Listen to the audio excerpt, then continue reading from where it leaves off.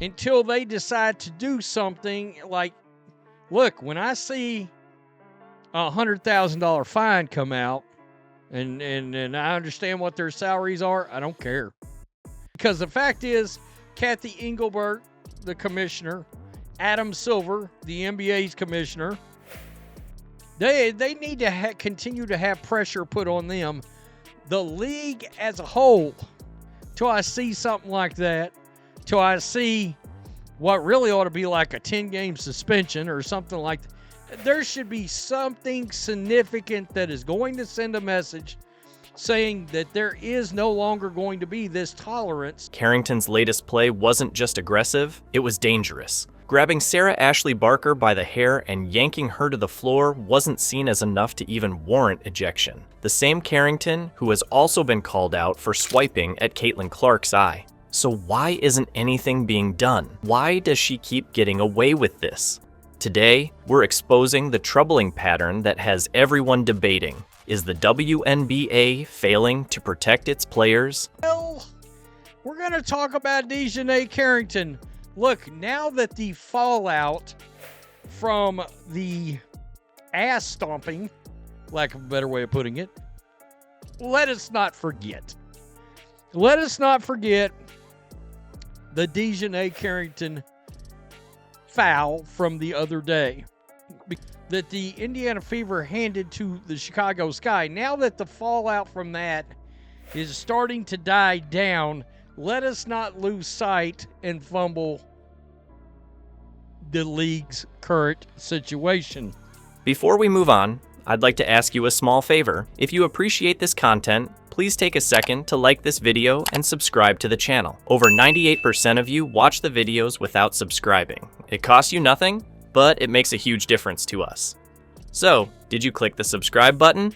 Great, thank you so much. Now, back to the video. How does someone with the talent and drive to dominate on the court become the center of so much controversy? For DiJonai Carrington, it hasn't been a sudden shift. This is a reputation built over time. Her history of aggressive, sometimes dangerous plays didn't start with the clash against Caitlin Clark or the Sarah Ashley Barker hair-pulling fiasco.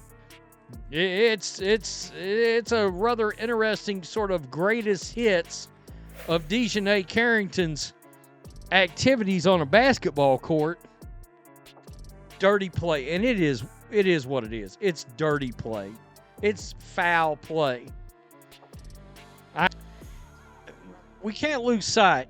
Everybody's waiting now. All eyes on the commissioner. What's the punishment going to be? Is there going to be a punishment? Fans have been calling her out for months. Some even question if she crosses the line deliberately. And here's the thing. It's not just one or two questionable moments.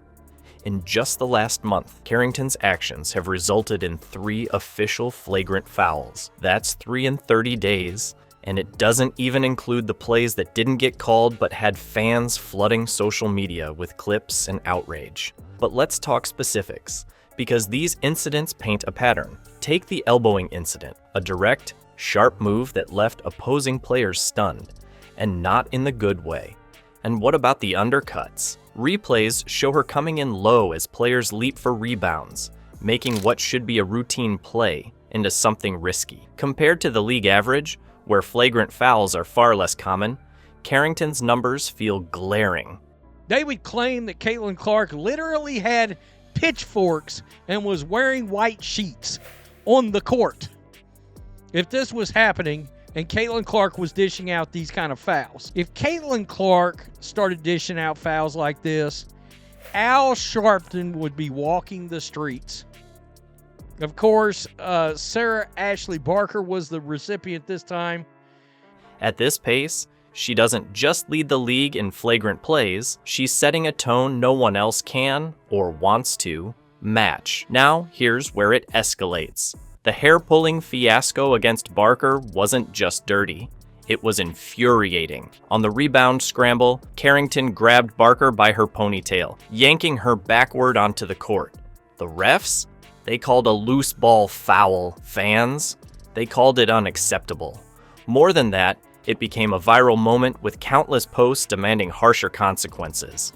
And as if that wasn't enough controversy, Her swipe at Caitlin Clark's eye may have been the breaking point.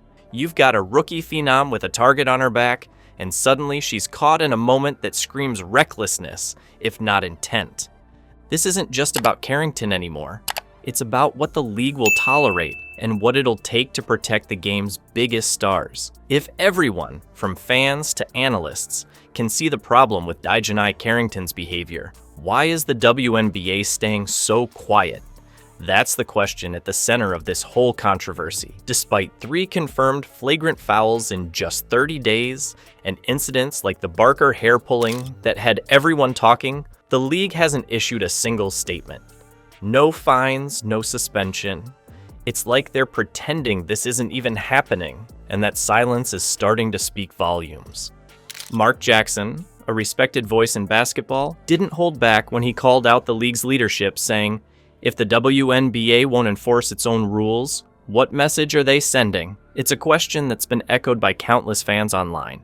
People don't just want Carrington held accountable. They want to know why the league seems so unwilling to act. Is it favoritism? Fear of pushing the wrong narrative? Fans don't have answers, and that uncertainty is starting to erode trust in the WNBA's decision makers, especially Commissioner Cathy Engelbert. For her, the stakes couldn't be higher. Her failure to address what critics see as blatant disregard for safety has led to growing accusations of inconsistency. Some fans are even accusing the league of protecting certain players over others, something that could deeply damage its credibility. It's baffling too, because this moment couldn't have come at a worse time for the WNBA. The league has been promoting campaigns like No Room for Hate, trying to bring in new fans and grow a broader audience. But what happens when those same fans see rookies like Caitlin Clark and Sarah Ashley Barker in situations that, frankly, just shouldn't happen? One viral clip of Carrington's cheap shot can leave a bigger impression than a season's worth of Instagram highlights. From social media to talk shows, frustration is everywhere.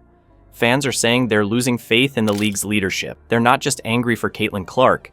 They're starting to worry whether the WNBA takes player safety seriously at all. If they don't step in soon, will fans even stick around? People want answers, and they want action. A suspension, a ban, something. Otherwise, what's stopping this same pattern from repeating? The WNBA is standing at a turning point. Its decision on DiJonai Carrington isn't just about punishment. It's a test of whether the league values player safety over damage control. This isn't only about Caitlin Clark or Sarah Ashley Barker.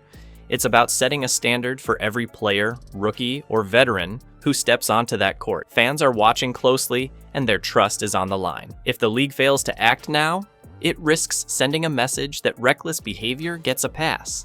Speak up, demand accountability. The future of the game and its rising stars depend on it.